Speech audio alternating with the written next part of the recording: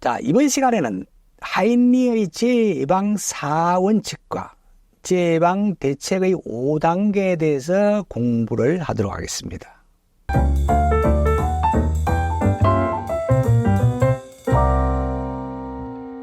안녕하세요. 여러분과 같이 공부하고 있는 성영선입니다. 자, 그러면 먼저 하인리의 재예방 4원칙에 대해서 공부를 하도록 하겠습니다. 자, 이 부분은 우리 4원칙은 시험에 계속 출제되고 있습니다. 아마 이번 시험에도 출제될 가능성이 굉장히 높죠. 4원칙 어떤 것이 있는지 4가지를 기억해 두시고 그리고 내용까지도 같이 기억해 두셔야 됩니다. 자, 먼저 손실우연의 원칙이 보겠습니다. 자, 재발생 결과 손실이 있냐 없냐 유무 그리고 행태 크기는 우연적이라는 거죠. 필연적이 아닙니다. 자, 사고의 발생과 손실의 발생에는 우연적인 관계고 그리고 손실은 우연에서 결정되기 때문에 예측할 수가 없습니다. 따라서 예방이 최선이다 하는 원칙이 손실우연의 원칙입니다. 꼭 기억해 두시고. 자, 두 번째 원칙, 원인 연계의 원칙, 원인 연쇄의 원칙, 원인 계기의 원칙. 재발생에는 반드시 그 원인이 있습니다. 원인이 있고 원인은 연쇄적으로 이어진다는 거죠. 자, 손실은 우연적이지만 사고의 원인과 결과의 관계는 필연적으로 인과관계가 있습니다. 자, 그게 원인 연계의 원칙입니다. 자, 세 번째 보겠습니다. 예방 가능의 원칙이죠. 재해는 사전에 예방이 가능하다는 얘기죠.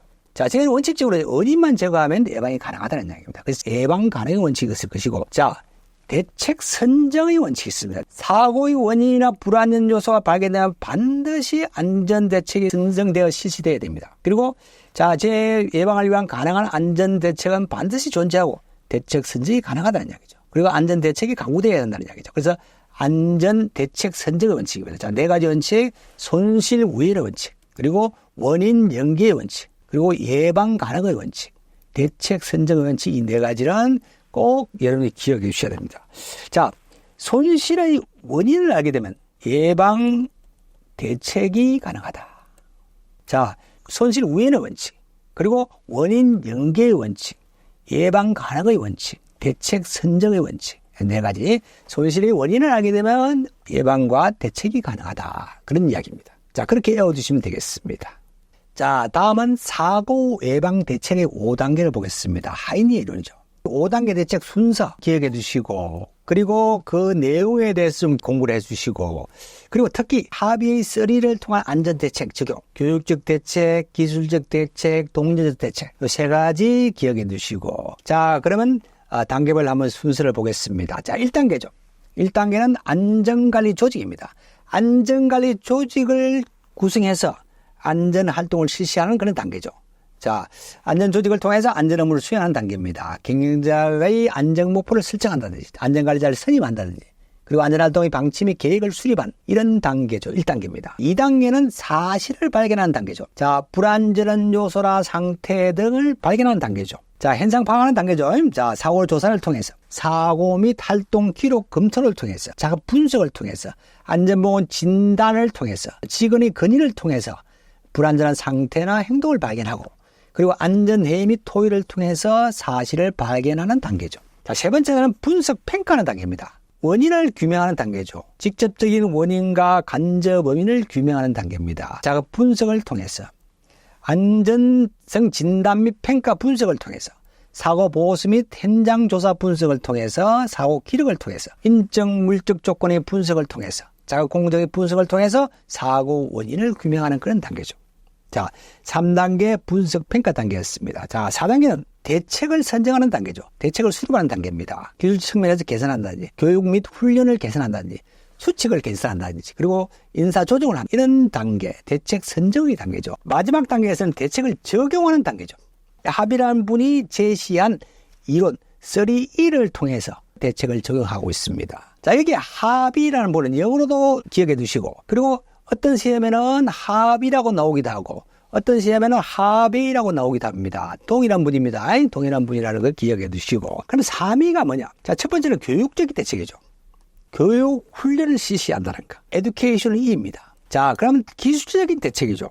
기술적인 대책은 엔지니어링이죠.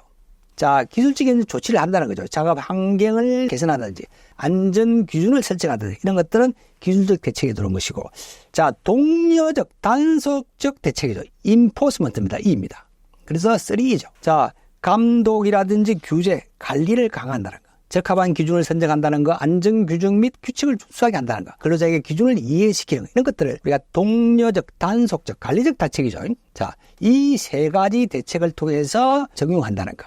여기까지도 기억해 두시고. 자, 그러면 다음에 그림을 보면서 다시 한번 이해를 해보겠습니다. 자, 먼저 조직을 구성하는 거죠. 안전보건관리 책임자라든지 안전관리자, 보건관리자, 관리감독자를 선정을 해서 조직을 구성하고, 그리고 2단계는 사실을 발견하는 단계죠.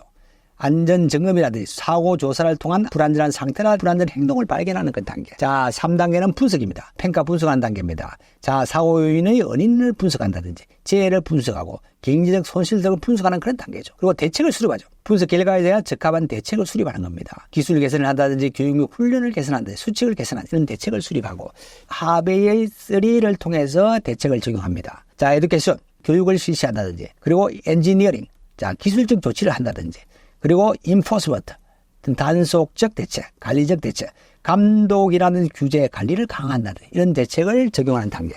자, 5단계 순서와 내용을 공부하였습니다. 자, 이에 관련된 문제를 보겠습니다. 재방의 4원칙에 해당되지 않는 것은 이렇게 물어보고 있습니다. 자, 4원칙을 이렇게 꼭 기억해 두셔야 된다 그랬습니다. 그리고 그 내용에 대해서도 꼭 공부를 해서 기억해 두셔야 됩니다. 시험에 자주 출제되고 있는 부분이라는 것을 꼭 감안해서 공부를 해 두시기 바랍니다. 손실의 원인을 알게 되면 예방과 예방 대책이 가능하다, 이렇게 외우두라고 그랬습니다.